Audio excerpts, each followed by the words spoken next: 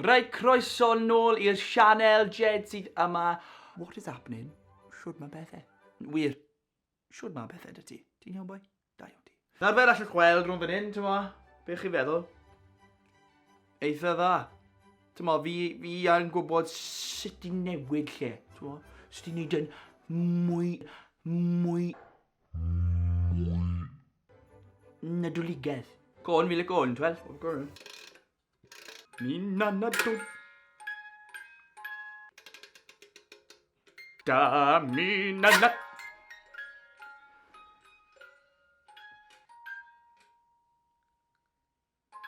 Lovely. Ie, fel allwch weld, mae pethau wedi troi'n hollol nadoligaidd yma yng Nglynydd.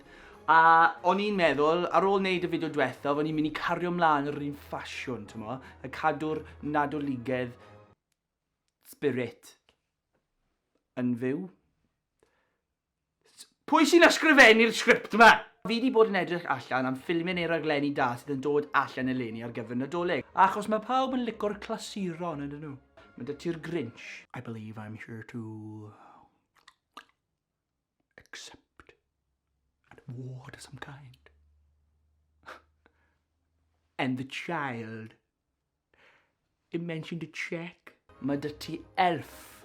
Mae dy ti Home Alone. Ond eleni fi wedi gweld eisiau rhywbeth newydd, rhywbeth ffresh, a dyna beth fi wedi wneud. Fi wedi bod yn edrych ar Netflix dros y mis diwetha, a fi wedi ffindio 3 raglen neu ffilm i chi gwylio dros y mis yma.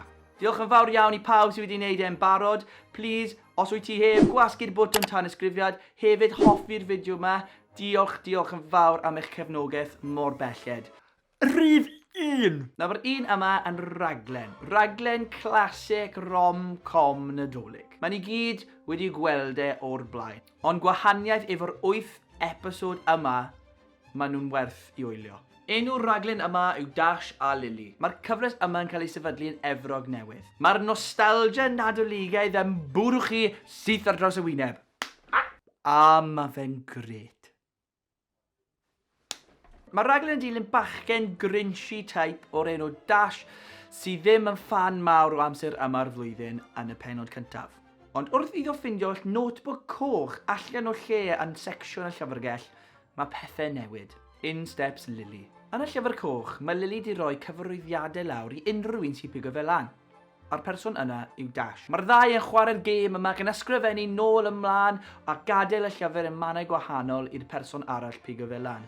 Wrth hyn, mae'r perthynas yn tyfu ac yn tyfu rhwng y tudalenau.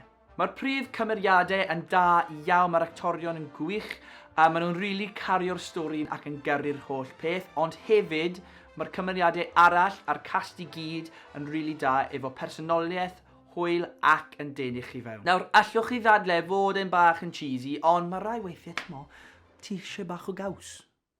Stinky, smelly gaws. Slapo fe mlaen a bita fe. Yn gyfan gwbl, mae fe'n rili da, mae'n hawdd i gwylio a fyddwch chi'n teimlo'n hollol nadoligaidd ar ôl i wylio fe. Felly, ar ôl ystyried popeth wedi sôn am ar gyfer y raglen yma, byddai'n rhoi Dash a Lily 8.5 allan o 10. Rhif 2. Felly, yn ail, The Christmas Chronicles 2. Mae'r ffilm yn dilyn Katie Pierce sydd nawr yn ei harddegau yn dilyn mlaen o'r ffilm cyntaf. Dydy hi ddim yn disgwyl e, ond mewn flash mae hi nôl gyda siwrn corn. Mae'r ddau yn trio safio Nadolig wrth i troublemaker drwg oedd arfer fod yn ffrind i siwrn corn yn bygwth i stopio Nadolig am fyth. Mae Kurt Russell nôl fel siwrn corn a mae Goldie Hawn nôl fel Mrs Claus. Nawr i fi yn personol o'n i teimlo bach yn mixed emotions am y ffilm yma. Roedd hanner y ffilm bach yn araf ac hefyd roedd safon y ffilm ddim cweit yna. Ond gweud hynny, roedd y plant yn y ffilm yn rili da ac hefyd mae rhaid i fi ddweud fi yn fan mawr o Kurt Russell yn chwarae siwrn corn. Ti'n mo, bach yn ffresh, ynddo fe? Bach o newid. Hefyd, mae yna digon yn mynd ymlaen yn y ffilm, felly fyddwch chi ddim yn blinedig, ac hefyd, yn yr ail hanner, mae yna lift a newid yn digwydd wrth i nhw mynd nôl mewn amser i 1990. Mae rhaid i fi ddweud eto, nes i chwerthin loads ar y darn yna. Achos fi yn joio chwerthin. A bod yn sili. Felly, yn gyfan gwbl, dydy e ddim mor dda ar un cyntaf yn anffodus, a dwi ddim yn Christmas classic.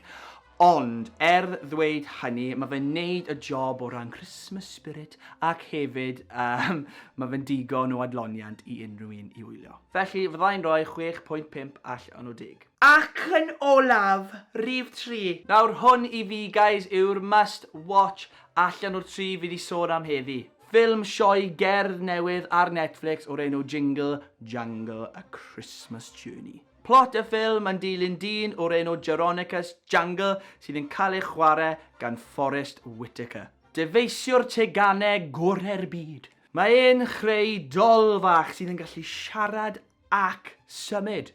Hwn oedd y breakthrough iddo fe a'i teulu.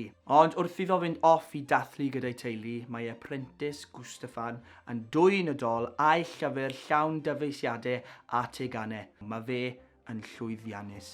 Ar ôl ffeindio hyn allan, mae hyn yn brifo Jangle. Mae'n colli ei fusnes, ei sparc, ac wrth i amser mynd ymlaen, mae'n colli lot fwy na hynny.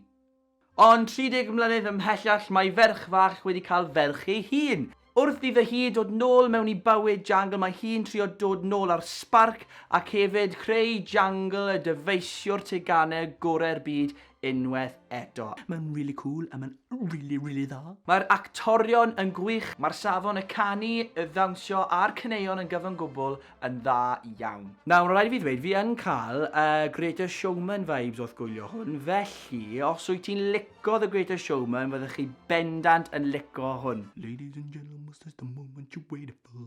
Felly, ar ôl gwylio'r ffilm yma, nes i wir mwynhau e. Fyddai'n rhoi Jingle Jangle ar Netflix 8.8 allan o 10. Dyna ni, gobeithio fyddwch chi gyd yn joio gwylio rein a ro o bod i fi yn y sylwadau byddwch chi'n meddwl am y ffilmiau. Felly tan tro nesaf, guys, cymerwch ofal, ta-da!